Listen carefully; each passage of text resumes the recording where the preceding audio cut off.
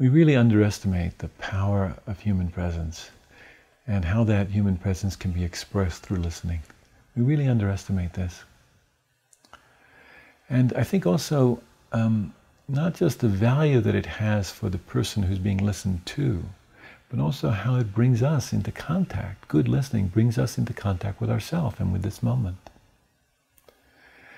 You know, when I work with young nurses who are sometimes overwhelmed by the situations that they meet, the demands of the system or the difficulties of working with a particular patient.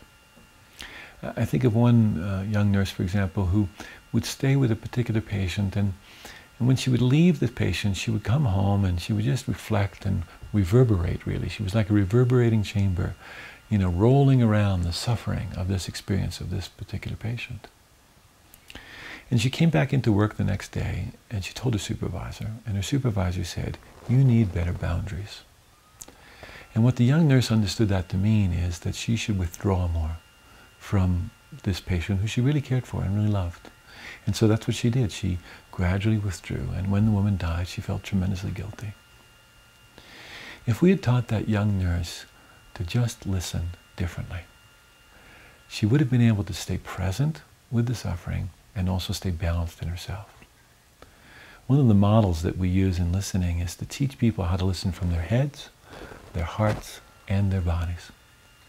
When we listen from the head, we listen for content, we listen for the story, and we cultivate our wisdom and clarity and discernment. When we listen from the heart, we listen for the emotional flavor, and we cultivate our altruism and compassion and love. And when we listen from the body, we cultivate our intuition and also our presence.